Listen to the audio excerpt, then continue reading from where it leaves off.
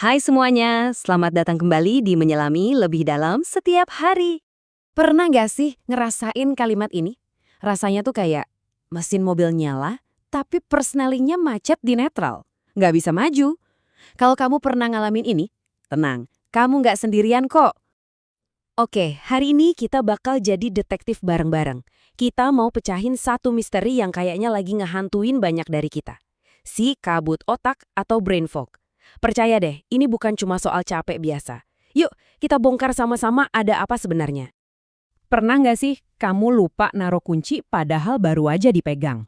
Atau pas lagi rapat penting, pikiran malah melayang entah kemana? Nah, itu bukan berarti kamu lagi payah ya. Rasa lemot ini tuh ternyata fenomena global. Ini semacam gejala zaman sekarang yang harus kita pecahkan bareng-bareng. Dan ini bukan cuma perasaan kita doang loh, ada datanya. Sebuah penelitian di New England Journal tahun 2024 nunjukin fakta yang jujur agak bikin kaget. Coba lihat deh, kena COVID yang sebentar aja itu bisa nurunin IQ sampai 3 poin. Kena long COVID bisa minus 6 poin. Dan yang paling ngeri, kalau sampai dirawat di ICU, IQ bisa anjlok sampai 9 poin. Wow, ini bukti nyata kalau ada sesuatu yang lagi terjadi sama otak kita. Gampang banget ya kalau kita nyalahin virusnya aja. Oh, ini gara-gara pandemi. Tapi, tunggu dulu. Ternyata, tren penurunan kognitif ini udah mulai kelihatan sejak tahun 2016. Jauh sebelum pandemi. Jadi, ini bukan sekedar efek samping virus. Ini masalah yang lebih besar. Masalah peradaban modern kita yang makin parah karena pandemi. Nah, untuk benar-benar ngerti kenapa otak kita sekarang terasa berkabut, kita perlu mundur ke masa lalu. Yap, kita bakal time travel sedikit. Karena petunjuk terbesar pertama kita itu tersembunyi di sebuah kisah yang tragis banget. Kenalan yuk sama Harry Farr.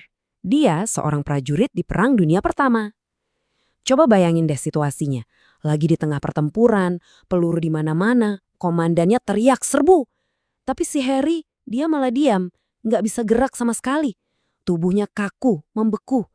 Dan akibatnya, dia dianggap pengecut. Dan hukumannya adalah hukuman paling berat yang bisa diterima seorang prajurit. Yang bikin cerita ini makin nyesek, Harry itu nggak sendirian. Ada 306 prajurit lain yang dieksekusi oleh negaranya sendiri karena alasan yang persis sama.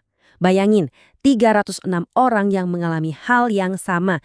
Tubuh mereka tiba-tiba shutdown di momen paling krusial. Jadi, di satu sisi cap resminya adalah pengecut, dianggap gagal secara karakter. Tapi di sisi lain, kalau kita lihat dari kacamata biologi, ini adalah respons membeku atau freeze response. Sesuatu yang sama sekali di luar kendali mereka. Ini bukan soal nyali guys, ini soal gimana otak kita bekerja. Terus, apa hubungannya cerita perang 100 tahun lalu sama kita yang sekarang suka ngeblank di depan laptop? Kayaknya jauh banget ya. Tapi percaya deh, jawabannya itu ada di dalam kepala kita masing-masing. Tersembunyi di dalam kode pemrograman otak kita. Oke, sekarang kita masuk ke bagian paling serunya. Kita akan bongkar sistem operasi atau OS yang ada di otak kita. Siap-siap ya, karena ini bakal jadi momen aha yang ngejelasin semuanya.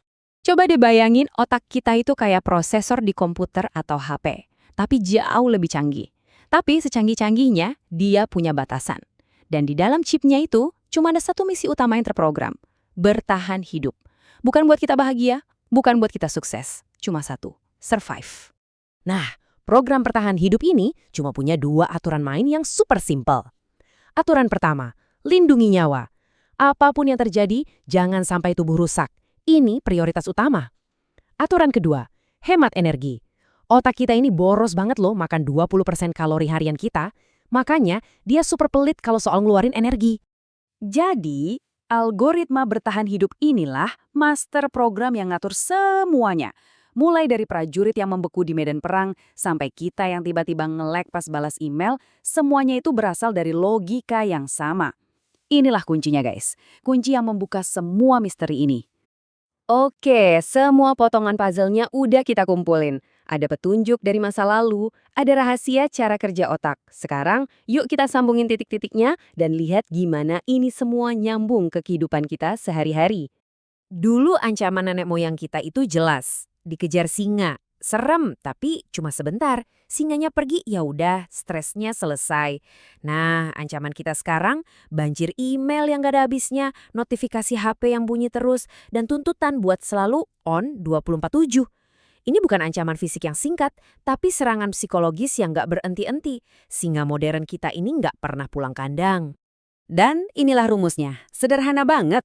Ketika jumlah stres dan stimulasi yang masuk lebih besar daripada kemampuan kita untuk pulih atau recharge, otak kita akan melakukan atau hal yang logis banget. Dia akan masuk ke mode hemat daya.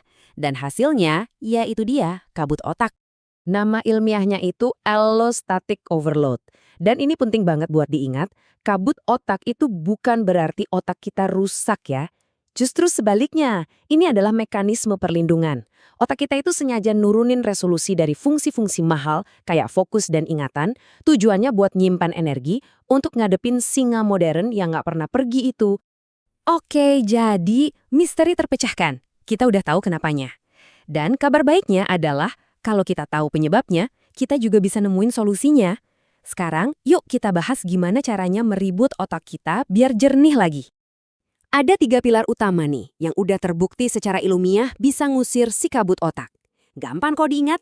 Nomor 1, struktur. Bikin rutinitas harian. Nomor 2, gerak. Wajib olahraga.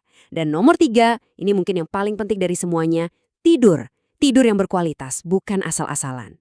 Kenapa 3 ini ampuh banget? Gini, struktur itu ngasih kepastian ke otak, jadi level stres langsung turun. Gerak atau olahraga itu ngelepasin semacam protein ajaib namanya BDNF. Anggap aja itu pupuk buat bikin sel otak baru. Nah, kalau tidur nyenyak, itu adalah waktu tim kebersihan otak bekerja ngebuang semua sampah kimia yang numpuk seharian. Penting banget. Mau lebih mantep lagi? Ada beberapa tips bonus nih. Coba deh meditasi tiap hari buat nenangin hormon stres. Bisa juga coba adaptogen kayak ashwagandha buat bantu tubuh ngadepin stres. Dan jangan lupain kesehatan usus, karena seringkali biang kerok peradangan itu datangnya dari sana. Oke, setelah dengerin semua ini, aku punya satu pertanyaan buat kamu. Nggak usah mikirin perubahan yang besar-besar. Coba pikirin satu hal kecil aja. Apa sih satu struktur simpel yang bisa kamu tambahin ke rutinitas kamu besok untuk mulai ngambil alih lagi kejernihan pikiranmu? Tekan tombol suka kalau kamu ngerasa penjelasan ini ngebantu, bagikan ke teman-temanmu, dan jangan lupa subscribe untuk konten lainnya. Tulis jawabanmu di kolom komentar di bawah ya. Sampai jumpa besok di waktu yang sama.